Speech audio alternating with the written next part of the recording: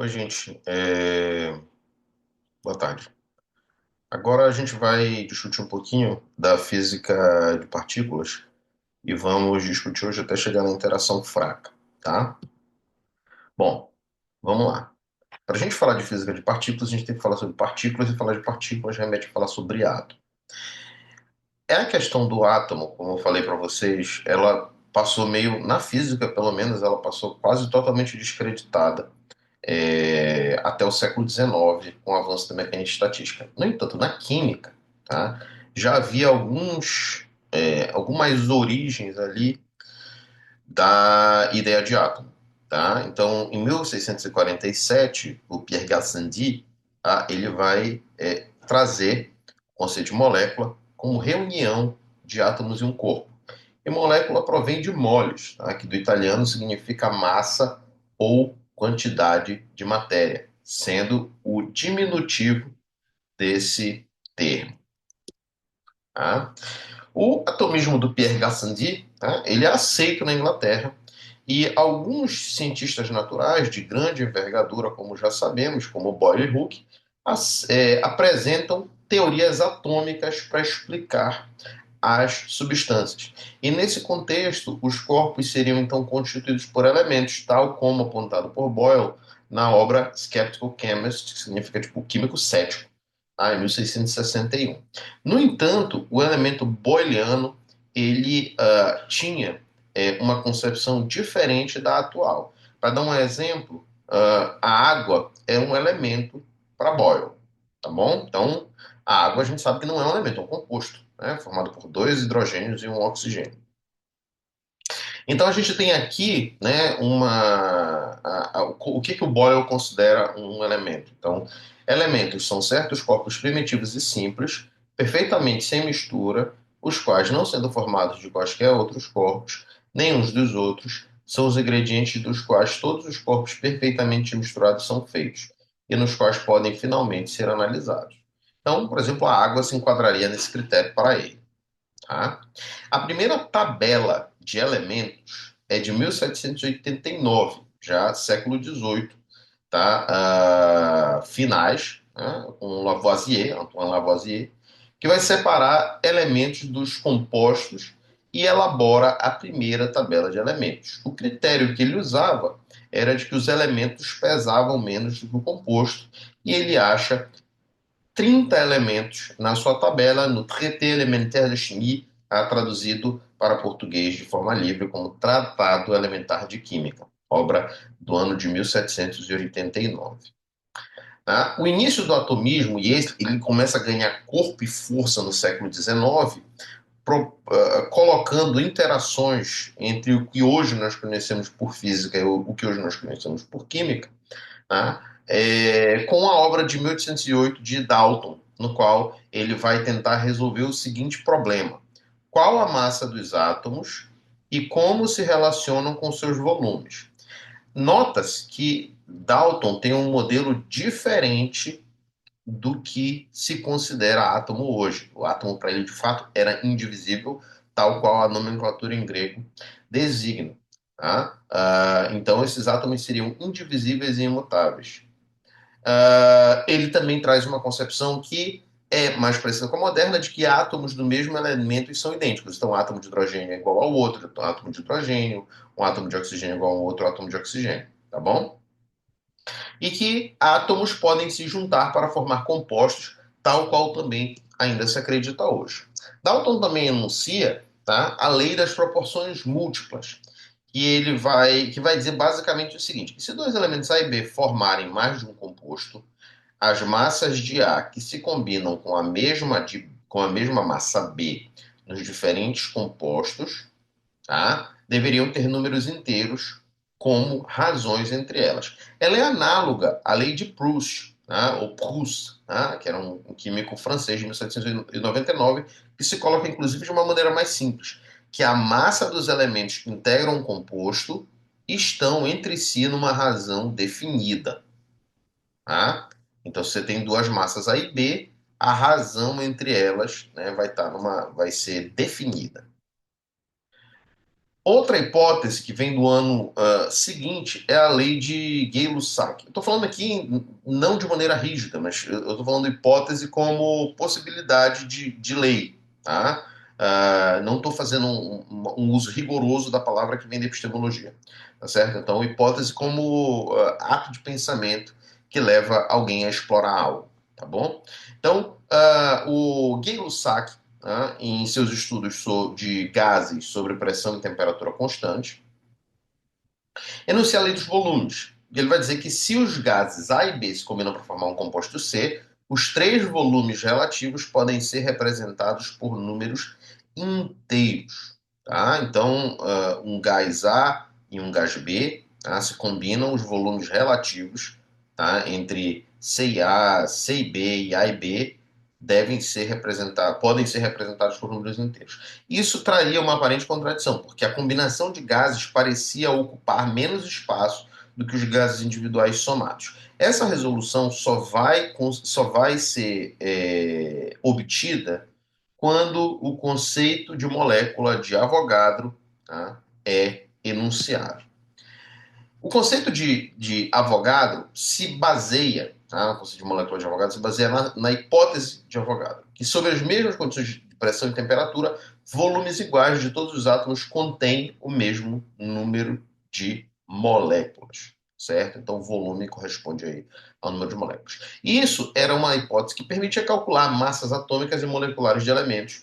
É uma hipótese que não foi amplamente aceita, como, por exemplo, não foi aceita por grandes nomes da época, tais como Dalton e Berzelius, e esses cientistas, por conta disso, acabaram errando nos cálculos de massa.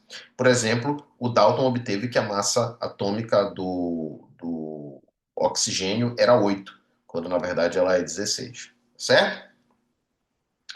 Berzelius, né, no início do século XIX, no primeiro quarto do século XIX, traz uma nomenclatura para a química moderna, que é a que nós usamos até hoje, tá bom? Cujo critério é representar as letras dos nomes dos elementos em grego ou em latim, como por exemplo, cuprum, desculpa, que é para cobre, Cu, ouro, aurum, que é AU, magnésio, que vem de magnésio, Mg, e o fósforo é P, porque fósforo em grego se escreve fósforos com PH. Você vê que tem uma defasagem aí entre as leis de Gay-Lussac, por exemplo, tá? E as leis e a hipótese de Avogadro, tá? Porque essas hipóteses elas vão demorar a ser incorporadas, porque o cálculo correto ele só vai acontecer em 1858, tá? Por Stanisław Cannizzaro, que vai calcular corretamente pesos atômicos e moleculares de vários gases usando essas leis. Tá? A distinção entre átomo e molécula também, mais formalmente, ela data do primeiro Congresso Internacional de Química em 1860, graças a esses avanços, tá bom? E com isso, tá, é possível essa data do Mayer aqui, eu creio que está errada, tá, gente? Acho que é 1870, tá? A descoberta independente ou a produção independente da tabela periódica dos elementos por Mendeleev e Mayer, tá? Nos fins da década de 70 do século XIX, permitem um avanço em termos das ideias de que os pesos atômicos estariam correlacionados às propriedades físico-químicas dos elementos. Então, os agrupamentos eram feitos em termos de números, 2, 8, 8, 18, 36, e esses marcavam os períodos, tá? Que é o número de elementos apresentando mesmo as propriedades químicas, o que foi um passo muito importante de sistematização do que nós conhecemos dos elementos químicos. E, naturalmente, houve elementos descobertos posteriormente, tá certo? No que tange à física, tá? As tentativas de um átomo divisível, tá? A colocar a indivisibilidade do átomo em questão começa a aparecer ainda no século XIX. Então, o Ampère, em 1814, vai fazer uma proposta de que os elementos de Boyle têm partículas subatômicas. E a proposta dele é que ele utiliza é que a gente utilize, tá? Que a gente use um modelo, tá? De espiras de corrente pequenas. Tá? Uma outra proposta também parecida com essa é a de Fechner, né? Gustav Fechner, de 1822, que coloca um modelo do átomo com uma parte massiva no centro, que atraía uma nuvem de partículas muito leve, quase imponderáveis. Tá?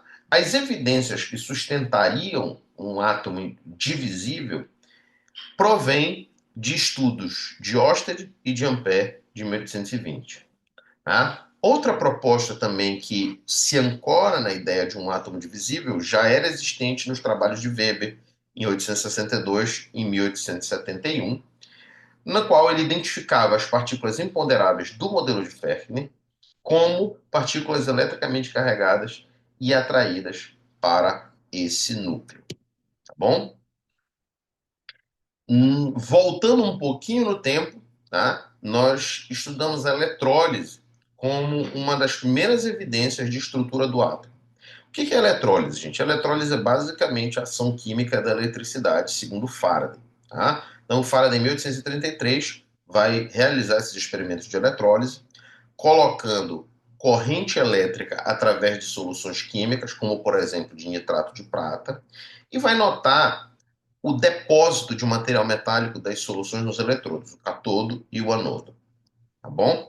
A formalização disso só vem cerca de 50 anos depois com a teoria iônica de Arrhenius. Ele vai acusar que os íons da corrente elétrica na solução seriam átomos de eletricidade. Arrhenius, a propósito, em 1903, ganha o Prêmio Nobel de Química. Tá certo? Evidências. Arrhenius, ao dissolver cloreto de sódio na água, indicava que a água fracionava esse composto em um íon cloro e em íon sódio, certo? E aí, como é que a gente chega no átomo divisível? Uma questão mais definitiva acerca disso envolve o estudo de descargas elétricas em gases rarefeitos. Então, Faraday, em 1838, começa esses estudos, e nesses estudos ele observa uma região escura próximo ao anodo, que ele vai chamar que é chamada hoje de espaço escuro de Faraday, tá bom? Esses estudos eles continuam a ser desenvolvidos em 1858 por Blücher, né, quando ele vai perceber que os raios originários do cátodo eram desviados por um campo magnético em um tubo de Geissler, tá? Isso é uma evidência de nós termos partículas carregadas, tá bom? Porque ela tem carga, ela tem massa, ela sofre ação de uma força magnética, tá? O trabalho de Blücher é corroborado pelo trabalho de Hittorf em 1869, quando Hittorf afirma que os raios eram partículas carregadas. E a denominação raios catódicos é dada em 1876 por Eugen Goldstein, certo? Na verdade, né, fica parecendo, com essas afirmações que eu estou fazendo, que era sempre consenso de que os raios catódicos seriam partículas carregadas. Mas na verdade não. Havia correntes de cientistas, tá? E, claro, essa investigação é uma investigação muito mais complexa do que eu estou falando para vocês. Né? Isso é um curso introdutório de História da Ciência.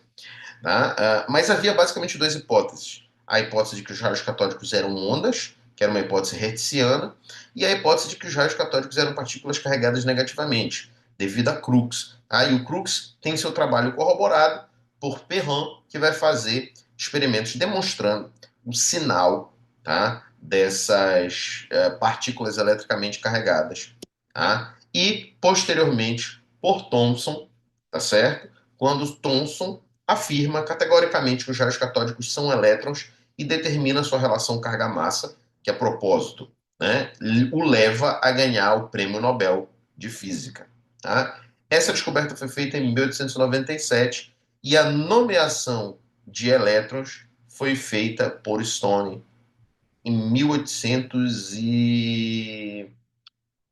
eu não me lembro a data, né? Eu vou deixar aqui, né? Porque eu tô achando termina com 6, mas eu não me lembro se é 1896 ou 1926, tá? Então, Stone, tá? O George Stone é quem vai denominar o elétron como tal. E novas experiências parecidas são realizadas ainda no mesmo ano por Visscher e por Kaufman. Tá? Naturalmente, gente, a gente chegou nessa história por outro caminho em outras aulas também. E aí, da feita de que a gente descobre que os raios catódicos são elétrons, a gente entra na questão da física, da mecânica quântica, tá? Dos modelos do átomo, os modelos atômicos, a espectroscopia, tá? E também na parte da física nuclear. Então, essas aulas são as aulas 7 e 8. Se você quiser mais detalhes acerca delas, você pode acessar o nosso canal e buscar essas aulas. Tá bom? E aí a gente vai dar uma pulada lá para a segunda década do século XX. Tá? E o fenômeno aqui em questão é a descoberta do pósitron e sua relação com o paradoxo de Klein. Contextualizando, Dirac havia proposto a teoria relativística do elétron. Tá? Por essa teoria, ele tinha encontrado o spin naturalmente. A gente já contou essa história na aula 7 também. Tá? Mas uma das coisas que tinha nessa teoria que era interessante eram os estados de energia negativa. Só que havia uma contradição ainda, né, que pode ser notada com o trabalho do Dirac de 1927. Essa contradição vai ser apontada pelo Klein. Tá? E essa contradição, basicamente, ela se pautava no fato de que, pela teoria quântica da radiação, o elétron em um estado excitado perde energia espontaneamente por emissão de um fóton. Até aí, tudo bem. Só que o Klein, em 1929, vai alegar que um elétron no estado fundamental pode emitir um fóton com energia maior que o dobro da energia de repouso desse elétron. E qual era o paradoxo aí? Esse elétron cairia para um estado de energia negativa e, com isso, ele emitiria mais fótons indefinidamente. Nós teríamos aí, portanto, uma catástrofe. Como é que Dirac resolve isso? Em 1930, ele vai afirmar que as transições catastróficas de Klein seriam evitadas usando o princípio da exclusão. Então, Dirac vai postular que um vácuo, tá, teria todos os estados de energia positivos desocupados e todos os estados de energia negativa ocupados. Então, ocasionalmente, um dos elétrons pode absorver um fóton de energia maior que sua massa de repouso e ele teria energia positiva e, como resultado, um buraco seria criado no mar de elétrons. Tá? Isso é uma história que leva à física da teoria quântica dos campos, tá? Que nós não vamos entrar, pelo menos não nesse momento, nessa discussão. Tá certo? E o que está associado com isso? Qual é o detalhe que nós vamos pegar? Essa partícula aí de energia positiva, tá? Era suposta ser por Dirac o próton, tá? Em 1930 ele propõe que seja o próton. Só que, tá? Oppenheim e Weyl, em 1830 e 31, respectivamente, indicam que essa partícula, na verdade, seria o pósitron, porque essa partícula ela teria uma massa igual ao do elétron. Como você deve saber, a massa do próton é 1,6 vezes 10 elevado a menos 27 kg, enquanto a do elétron é 9,11 vezes 10 elevado a menos 31. São 4 aí de ordem de grandeza de diferença, mais ou menos umas 1000 vezes, tá? Por causa dos fatores dos coeficientes lá, né? No elétron é 9 e do próton 1,27, né? 627, desculpa. Tá? Então, não dava para ser um próton, porque um próton ele tem uma massa muito maior do que a do elétron. Tendo uma massa igual ao do elétron e uma carga positiva, a desconfiança que a gente vai ter é pósitron, tal qual acusaram Oppenheimer e Weyl. E aí, o pósitron de fato é descoberto em 1932 por Anderson, tá? E ele é descoberto em estudos sobre desvios magnéticos de raios cósmicos em uma câmara de Wilson. A corroboração para esse fato, tá?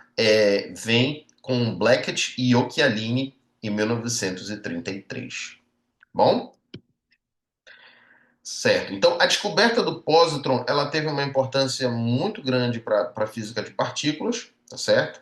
Foi a primeira antipartícula a ser descoberta, tá? E também uma outra coisa que teve muita influência no estudo da física de partículas foi a produção de aceleradores de partículas, tá? Os aceleradores eles podem ser lineares ou circulares, certo? Um dos primeiros foi o multiplicador de voltagens por Cockcroft Walton em 1930. Esse multiplicador de voltagens acelerava prótons provenientes da ionização de átomos de hidrogênio. Então, se você ioniza um átomo de hidrogênio, vai sobrar um próton ali, tá bom? A primeira reação nuclear artificial é de 1932, com um feixe de prótons de 0,5 MeV, desintegrando um átomo de lítio em duas partículas alfa. Tá? O gerador eletrostático de Van de Graaff é produzido em 1901 pelo próprio Van de Graaff. No Brasil, nós temos o primeiro gerador de Van de Graaff no ano de 1954, tá? Aí arquitetado, né, implementado, implantado pelo Oscar Sala. As diferenças de energia potencial desse aparato chegavam a 3,8 MeV. Ele era capaz de acelerar prótons, nêutrons e partículas alfa. Já o primeiro LINEAC brasileiro, que é um acelerador linear, foi implantado por Moreira em 1963. Ele acelerava elétrons até 2 MeV. O LINEAC da USP, né, de 1970, por Goldenberg, ele chegava a 75 MeV. E o gerador de Van de Graaff da PUC do Rio de Janeiro, né, foi implementado por Pinho Filho em 1972. O Pelletron, que é um gerador eletrostático do tipo tandem, ele tem uma diferença de energia potencial máxima de 8 MeV e foi implantado por Oscar Sala em 1972. Então a gente tem diversos aceleradores de partícula aqui no Brasil, nenhum, é claro, né, como o CERN, tá? O do CERN, o LHC. Mas tá, nós temos aceleradores de partículas no Brasil, tá, gente? O síncrotron é um exemplo de acelerador circular que teve uma relevância muito grande, tá? E ele funciona, tá? Produzindo uma trajetória circular por conta da ação da força magnética. Esse acelerador ele foi projetado por Lawrence Edelson e Livingston entre 1930 e 1932. A partícula que segue essa trajetória circular, ela é acelerada por um campo elétrico que produz uma trajetória em espiral, porque ele aumenta a aceleração linear dessa partícula. Então a partícula é defletida em um canal e dirigida ao alvo a ser bombardeado quando ela atinge a velocidade desejada. Então em cada ciclo, né, esse campo elétrico ele exerce uma força sobre essa partícula, acelera essa partícula até que ela atinja essa velocidade desejada. Por exemplo, Lawrence conseguiu produzir prótons de 1,2 MeV.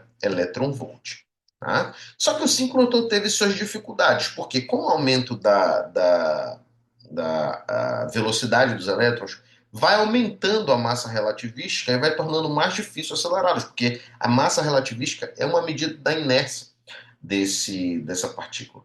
Então eles começaram a utilizar o Betatron, projetaram o Betatron em 1940 por Kirst, tá, como solução, porque ele acelerava as partículas alfa. E aí esse elétron era acelerado numa trajetória circular fixa, com uma energia da ordem de 2,5 MeV, e o aumento da massa relativística era compensado pela variação do campo magnético do indutor. Como curiosidade, né, os betatrons conseguiram alcançar 100 MeV em 1945 no aparelho projetado por Kirst. O sincrosíncroton, tá, é um outro aparelho também circular que ele usa uma outra metodologia que é o uso do estabilizador de fase. Tá? A frequência do campo elétrico, então, é sincronizada com a da partícula acelerada. O primeiro sincrosíncroton de 4,6 centímetros de diâmetro foi inaugurado em 1947 na Universidade da Califórnia, Berkeley.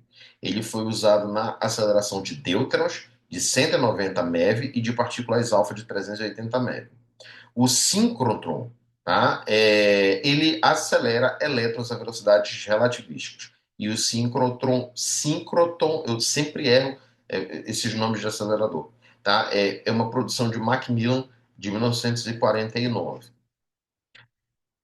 Então, tendo falado sobre os aceleradores, são eles que vão, em outras palavras, propiciar o desenvolvimento, tá, teórico e experimental da física de partículas.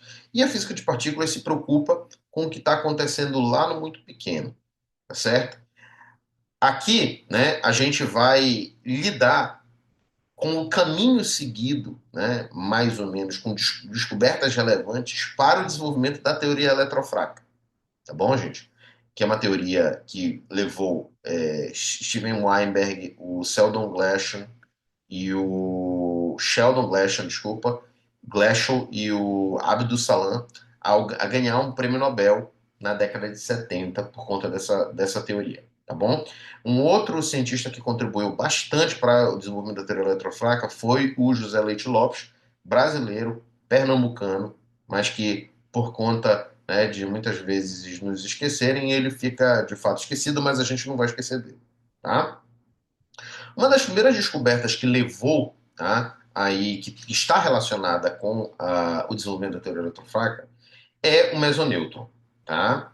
Então, a teoria mesônica, a teoria dos mesons, de Yukawa, ela previa a independência de carga elétrica, ou seja, né, os nêutrons também podem sofrer a interação forte, no caso. Né? Então, uma evidência que já havia nesse caso era a detecção dos mesons nêutrons por Prandtl, Moyer-York, além de Panofsky, Steinberg, Amod e York-Steller, tá? Os Panofsky e outros. Tá? O método utilizado era o feixe de meson π- produzido em um acelerador que bombardeava hidrogênio, tá certo? Então, quando te falo hidrogênio, se for um hidrogênio ionizado, é um próton. Tá? É possível também a gente chamar, depois a nomenclatura muda, mas na época se chamava meson pi, tá bom? De mesotron mudou para meson por conta da sua massa, que era uma massa intermediária entre a do próton e do elétron. Os mesons, também, hoje os mesons pi são chamados de pions, certo?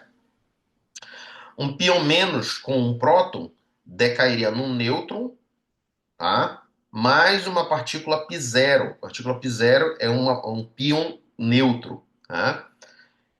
Que cairia em dois fótons, tá? Então, a conservação de energia levou ao cálculo da energia do meson π0, como 265 vezes a massa do elétron. Então, esses pions nêutrons foram as primeiras partículas descobertas usando aceleradores de partículas. Outro, né, fator foi o decaimento do meson mi menos, ou do muon menos, certo? O meson mi menos seria um elétron pesado, era uma suposição de Pontecorvo em 1947. Ele faz essa suposição sem conhecer o trabalho do grupo de Bristol. O grupo de Bristol era o grupo que estava o Cesar Lattes, tá? Como a gente falou na aula de física nuclear, que era chefiado pelo Cecil Powell. Tá? A interação do meson mi menos com o próton, análoga à interação de Fermi, seria do tipo, né? Qual era a interação de Fermi, a interação fraca de Fermi? O que ela previa? Que um elétron mais um próton geraria, né, a absorção de um elétron por um próton geraria um nêutron mais um neutrino. Então, esse muon menos com um próton geraria um nêutron mais um neutrino, certo? Então, a proposição adotada é de que o meson mi menos decairia em elétron em radiação gama. A corroboração dessa proposição vem da análise por Anderson, Lytham e Serif em 1949 do decaimento do meson mi menos numa câmara de Wilson. Um outro desenvolvimento também foi a teoria dos quatro férmions, tá certo? A proposição era de que os mesons π e μ eram partículas distintas. Então, né, as tentativas envolviam decaimento beta negativo, o decaimento do meson mi menos e a absorção de meson mi menos pelo próton. Tá? Então, nós temos essas três reações. A primeira é um decaimento beta negativo, em que o próton, o nêutron, decai num próton, um elétron e um antineutrino do elétron. O muon menos decairia o meson mi menos, né, na linguagem em voga, decairia num elétron mais em dois neutrinos, tá certo? E a absorção de um meson mi menos por um próton geraria um nêutron mais um neutrino, Então, todas essas partículas decairiam por meio da interação fraca, tá certo? Esse desenvolvimento, tá? Ele foi muito importante para o desenvolvimento da própria teoria eletrofraca, tá, gente? Então, a suposição adotada é de que o spin do meson Mi era meio, e essa hipótese,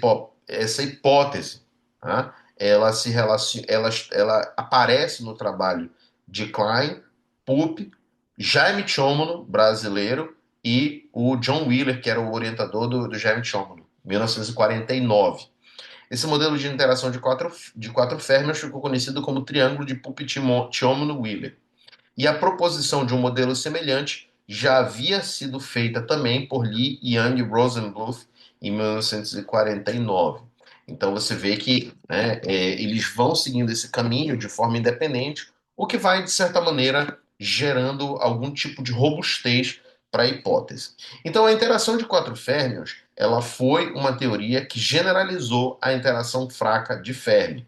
Lembrando que o Fermi ele previa, né, o decaimento ali do nêutron, um próton mais um elétron, um antineutrino do elétron, mas isso precisaria de uma espécie de uma generalização, tá certo? É a proposição de Tiomono e de Yang, em 1950, que a IUF, Interação Universal de Fermi, fosse generalizada. Então eles propõem esse nome.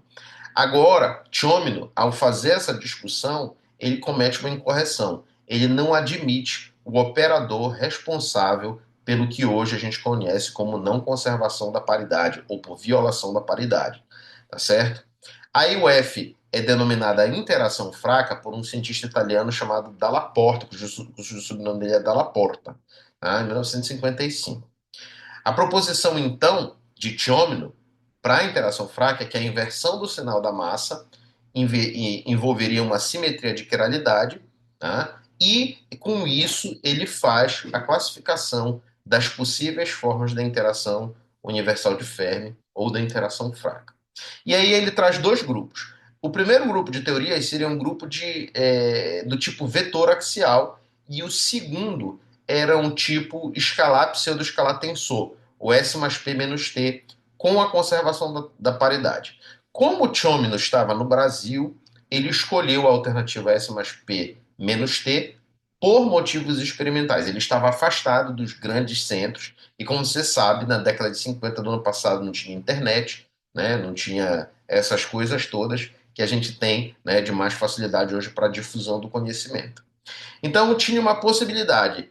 As teorias ST, tá, de escalar e tensor, estariam na corrente fraca envolvendo férmions.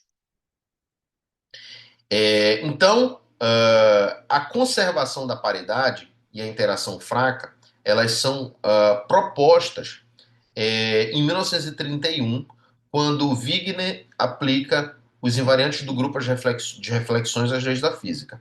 Então ele vai dizer que as interações na física deveriam conservar a paridade, sendo a paridade a inversão de posições. Quando você pega aqui, por exemplo, no espelho e troca a posição R por menos R, você está falando aí de operação de paridade. Quando, né, esse sistema permanece simétrico frente a essa inversão, a paridade se conserva. Quando ele muda, quando ele fica assimétrico, aí ele não se conserva, tá certo? E as teorias de conservação dessa quantidade partiam, né, disso como premissa. Bom, a violação da conservação da paridade também já havia sido proposta por Mário Schoenberg, tá? Físico brasileiro também, na interação forte entre mesons, mas isso não foi aceito pela comunidade científica. E somente em 1956 a violação da conservação da paridade na interação fraca é considerada por Lee e Yang, tá? E eles ganham o prêmio Nobel por conta desse processo.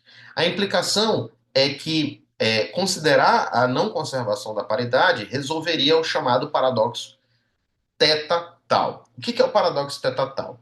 O meson teta ele se desintegrava em dois pions, o meson teta mais em um pion mais e um pion zero, tá? Um pion neutro. E o menos em um pion menos e um pi zero. Enquanto o meson tal se desintegrava em três pions, o tal mais em dois pi mais e um pi menos, tá? E o tal menos em dois pi menos e um pi mais. Aí você pode ver, né, aqui que nós temos uma conservação de carga notória, tá? Então, o π tem, depois do decaimento, ainda carga positiva nos seus produtos, e o π- também, tal como o tal mais e o tal menos, certo? Esse mesontal ele foi descoberto por Powell e pelo grupo de Bristol em 1949. Esse grupo, na época, era composto por Brown, Camerini, Fowler, Moorhead e Ritson, tá certo? Mas o Lattes fez parte desse grupo e fez seu doutorado lá.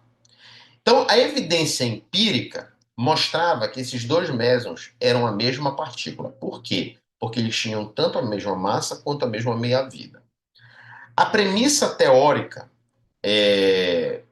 era de que, se conservasse a paridade, isso causaria dois mesons diferentes. Então, isso aí teria um paradoxo. Ou você considera que os dois são a mesma partícula, ou sem conservação da paridade, ou com a conservação da paridade, são partículas diferentes. Então, Li Yang propõe que há a violação da conservação da paridade, e isso implicará em que teremos dois mesons como sendo a mesma partícula. Posteriormente, esses dois, o meson teta e o meson tal, viraram os kaons, tá? Que são o K1+, tá bom? Da família dos kaons. Ainda, né, a corroboração, ela vem com uma cientista chamada Shen Xingu, tá? É uma mulher que coordenou um estudo em 1957, no qual ela vai observar a distribuição angular de elétrons emitidos por decaimento beta numa reação com cobalto, tá? Que vai decair em níquel em elétron e no antineutrino do elétron. O resultado foi que havia uma assimetria na distribuição, portanto, a conservação da paridade era violada. Essa que era a interpretação. Houve mais corroboração da violação da conservação da paridade nas experiências com pions, devido a Lederman, Garwin e Weinrich, em 1957, e com experiências comuns com Friedman e Telede, em 1957.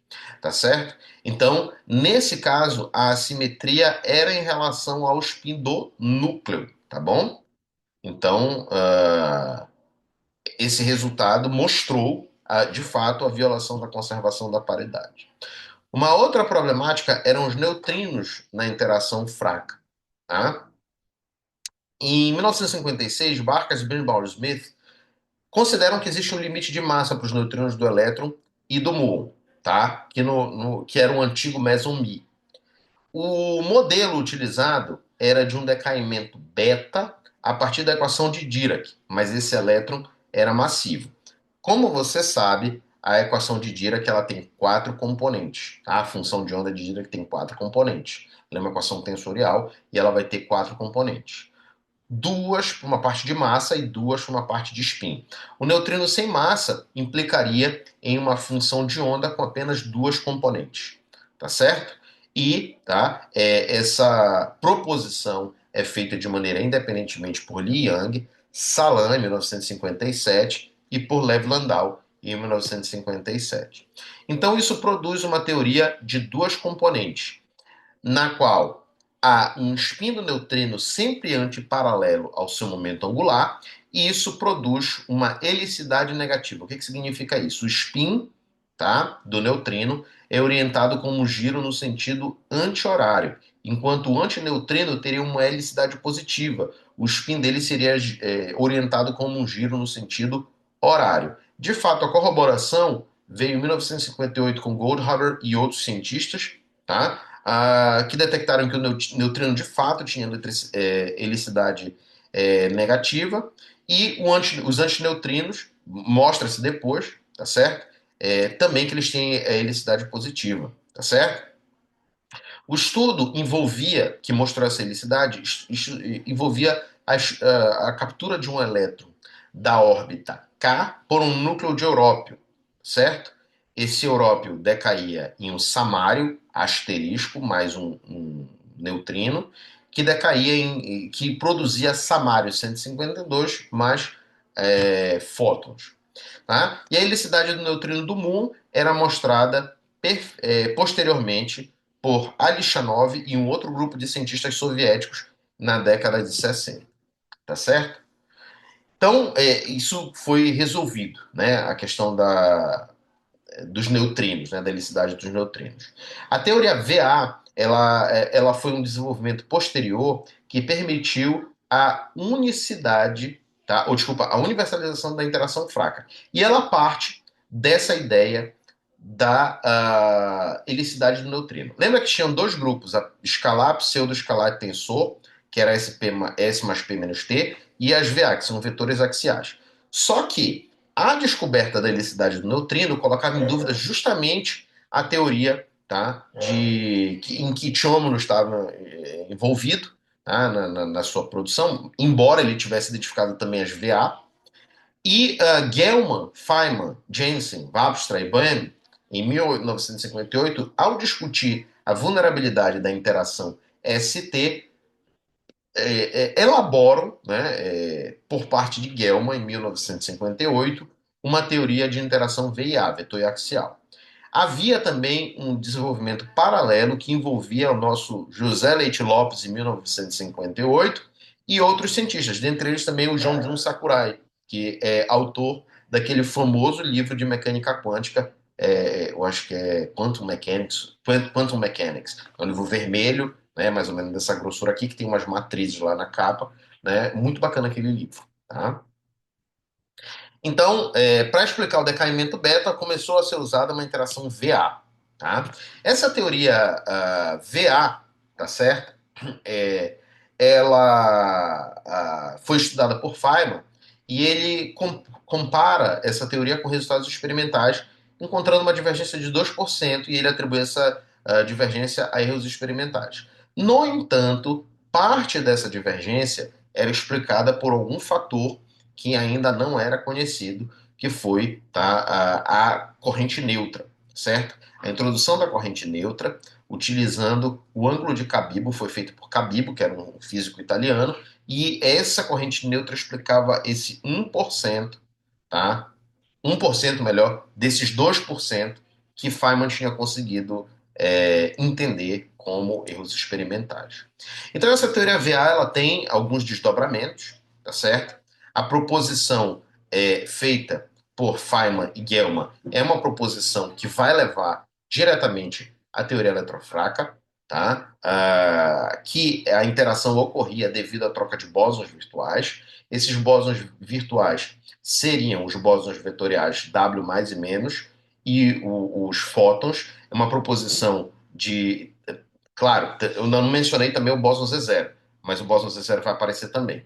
E os fótons, que também eram bósons vetoriais, pertencentes à mesma família. Ou seja, Leite-Lopes, em 1958, antecipa o que seria a teoria eletrofraca.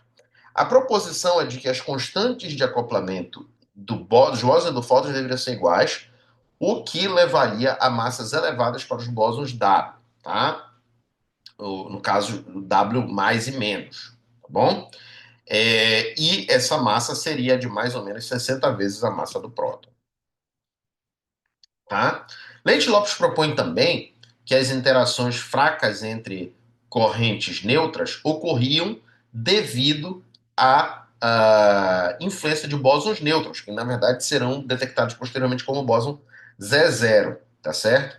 A proposição de Leite-Lopes, Klein, que não era nova, né, mas já vinha do trabalho de Klein de 1938 e de Schwinger e Glashow de 1958, era de que eles teriam massa próxima à dos carregados. A gente vai ver que dois deles têm massa 80 e o outro tem massa 90 vezes a massa do próton. Né?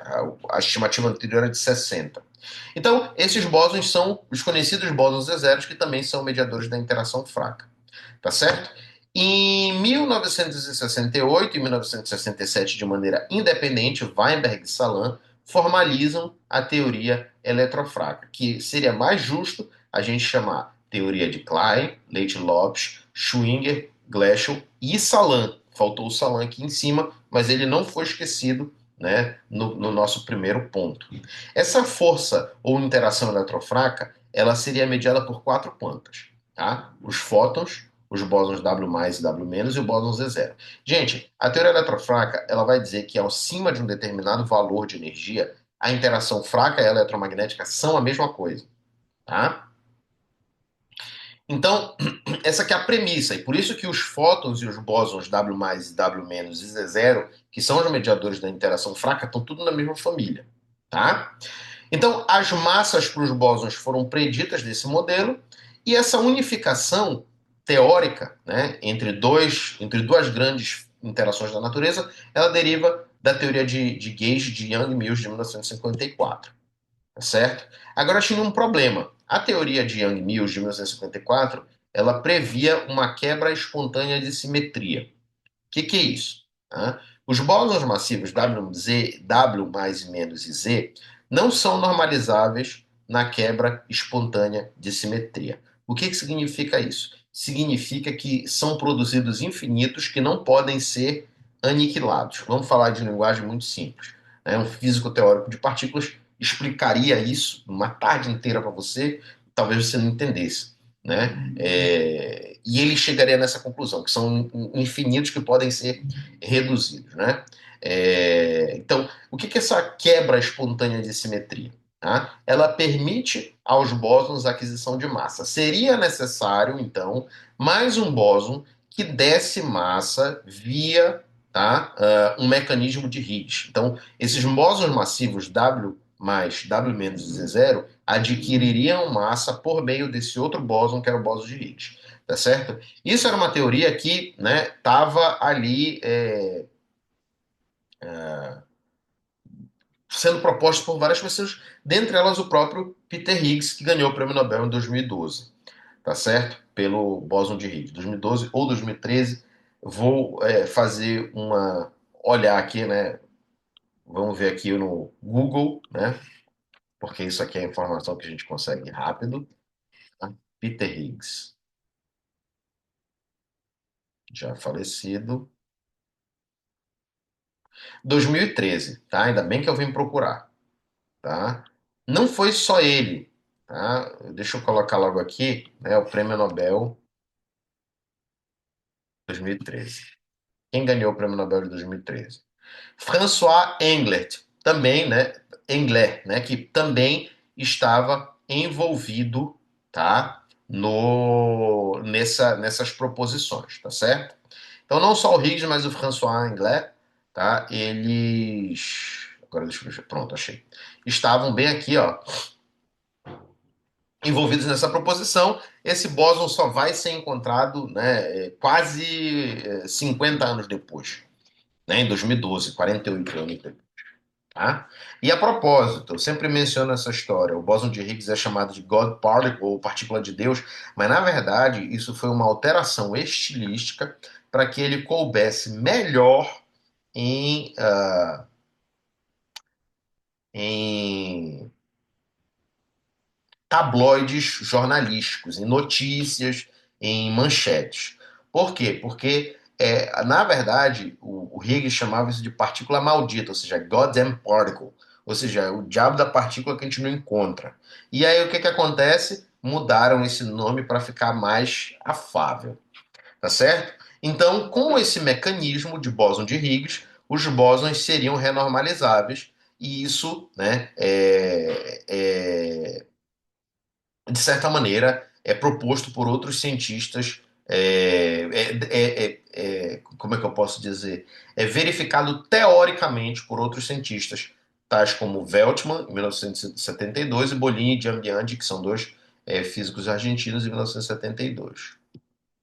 A propósito, eu tenho um livro aqui em casa que eu obtive ainda na Universidade Federal do Rio Grande do Sul, que tem um texto do Bolin e do Giambiandi, tá? É um texto sobre teoria de teoria quântica de campos e física nuclear.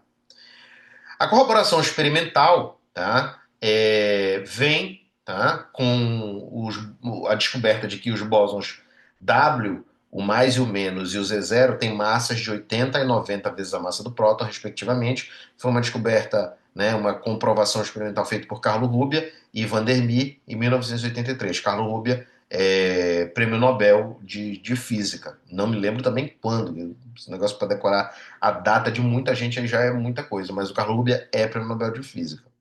Tá certo? Essa descoberta foi feita no CERN em 1983. Spoiler, o bóson de Higgs foi encontrado em 2012, na obra que nós usamos para produzir essa aula, uma das obras, né, que também usei, utilizei uma segunda obra. O bóson de Higgs ainda não havia sido encontrado, porque essa obra era de 1993, é o livro Crônicas da Física do professor Bassalo, tá? Bom, essa teoria VA, ela tinha algumas coisas interessantes também. Ela não é invariante sobre transformações de paridade e conjugação de carga separadamente. O que, que a conjugação de carga? É a troca da partícula por antipartícula. Ou seja, você muda a carga elétrica delas, né? Mantém quase todas as mesmas coisas, muda a carga elétrica. Tá? Ela mantém as transformações de carga e paridade e a de inversão temporal. Inversão temporal, novamente, você trocar o tempo por menos o tempo. O teorema CPT, que é um teorema derivado dessa teoria de vetor axial, ele vai afirmar que os observáveis são invariantes por uma transformação combinada em qualquer ordem das transformações de carga, paridade e tempo. Lembrando, né, ela não é invariante sobre paridade e conjugação separadamente, o que é um ponto interessante, ou seja, ela viola a concepção da paridade se for feito sozinho. E o teorema CPT, devido a Schwinger, Pauli e Luders, independentemente, ele é o teorema que garante que toda partícula tem uma antipartícula de mesma massa, vida média e momento magnético. Portanto, mesmo spin também, ou melhor, né, mesmo o spin. Agora eu fiquei na dúvida, né? Mas eles têm a carga trocada, né? E o momento magnético é o mesmo. Então, vou atrás disso aí já já. Tá? Elas mantêm também o mesmo spin. Eu fui procurar a fórmula ali do que relaciona o momento magnético com o spin. Eu imaginava que tinha carga elétrica lá, mas tem um magneton de Bohr, uma constante ali, então, claro, né, vai manter também o spin. Tá certo? Bom, a violação da transformação CP, tá? Ela aparece em experiências sobre decaimento beta e decaimento de muons. Então, a violação de carga e paridade separada e a conservação ocorre conjuntamente, tá certo? A demonstração da violação da transformação CP com K0 e sua antipartícula, ela é obtida, tá, por Cronin e outros em 1964.